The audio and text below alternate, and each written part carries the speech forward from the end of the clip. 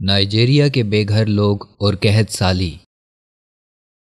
Nigeria عرصے دراز سے سخت قحط سالی اور بوکو حرام کے انتشار و تشدد کا ناقابل بیان حد تک شکار ہے۔ بوکو حرام کے ظلم و ستم سے بے گھر ہونے والے نائجیرین مظلوم مسلمان نہ چاہتے ہوئے بھی اپنا گھر بار چھوڑنے پر مجبور ہیں۔ ان کے پاس سر چھپانے کے لیے چھت اور خوراک کا حد درجہ فقدان ہے، حتیٰ کہ طبی سہولیات بھی نہ ہونے کے برابر ہیں، جبکہ نائجیریا میں ہزاروں بچے علاج معالجے کی مناسب سہولیات میسر نہ ہونے اور قحط و غربت کی وجہ سے مختلف ذہنی و جسمانی مسائل کا شکار ہیں۔ واضح رہے کہ مظلوم نائجیرین مسلمانوں سے بہت سے متاثرین شمال مشرقی نائجیریا میں گزشتہ 7 سال سے بوکو حرام کی صفاقی کی وجہ سے بے گھر و بے آسرا ہیں۔ ان مظلوم مسلمانوں میں بہت سی ایسی خواتین بھی ہیں جو خصوصاً اپنے بچوں کے لیے خوراک، رہائش اور طبی سہولیات جیسی امداد حاصل کرنے امدادی کیمپوں میں آ جاتی ہیں، کیونکہ ان کے بچے بوکو حرام کے ظلم و ستم کی وجہ سے یتیم تو ہوئے ہی ہیں، لیکن یہ بیچارے مناسب خوراک نہ ملنے کی وجہ سے نہایت بیمار اور کمزور بھی ہو چکے ہیں۔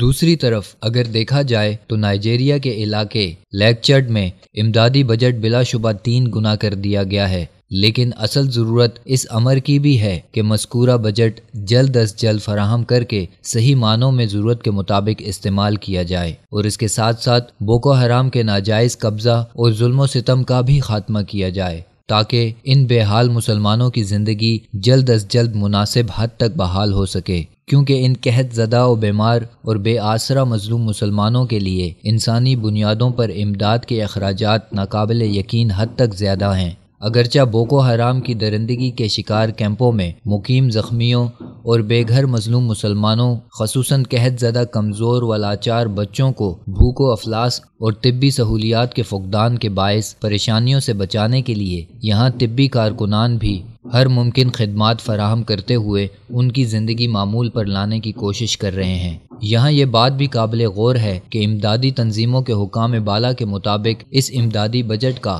آدھے سے زیادہ حصہ 6.9 ملین یعنی تقریباً 69 سے 70 لاکھ متاثرہ نائجیرین مظلوم مسلمانوں کی غذائی قلت دور کرنے کے لیے خرچ کیا جائے گا، لیکن نائجیریا میں یقیناً انسانیت سوز حالات اور غربت کی کئی لکیروں سے بھی نیچے زندگی گزارنے والے مظلوم مہاجرین کی تعداد اس سے بہت زیادہ ہے۔ اسی وجہ سے اس امداد کے مثبت نتائج و ثمرات کا ابھی تک انتظار ہے، جبکہ دوسری طرف ان مظلوم مسلمانوں میں ایسے افراد بھی ہیں جو کیمپوں کو چھوڑ کر اپنے آزاد علاقوں میں واپس آ گئے ہیں، لیکن اب بھی ان کے لیے بھی اپنے کھیتوں میں جانا نہایت غیر محفوظ ہے، جبکہ ان کے بازار وغیرہ بھی مکمل بند ہیں۔ یوں ان مظلوم مسلمانوں کو بھی بوکو حرام کے تشدد اور درندگیوں سے متاثر ہونے کی وجہ سے خوراک، ادویات اور محفوظ پناہ گاہوں کے لیے مکمل طور پر انفرادی مددگاروں اور امدادی اداروں پر انحصار کرنا پڑتا ہے۔ لیکن آخر کب تک؟ شاید یہ امدادی کارکن بھی بوکو حرام کی دھمکیوں اور تشدد کی وجہ سے ان مفلوق الحال نائجیرین مظلوم مسلمانوں کی آئندہ کسی حد تک مدد جاری نہ رکھ سکیں۔ پھر ایسی صورت میں شمال مشرقی نائجیریا میں ان ضرورت مندوں کی امداد کرنا ایک بہت بڑا چیلنج ہوگا۔ بہرحال طبی سہولیات اور خوراک کی کمی کے پیش نظر امداد کا جلد پہنچنا ان مظلوم مسلمانوں کے لیے بہت ضروری ہے، وگرنہ بہت سے ایسے بچے بھی ہیں جو غیر یقینی مستقبل کی طرف جا رہے ہیں۔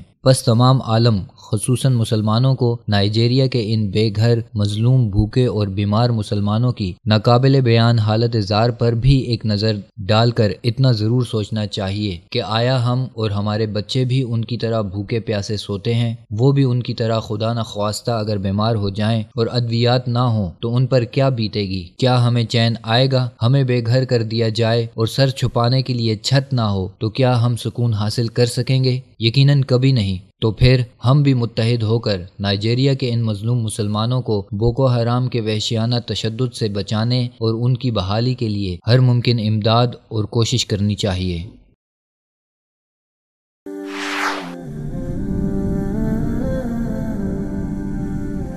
وصال اردو، حق کا راہی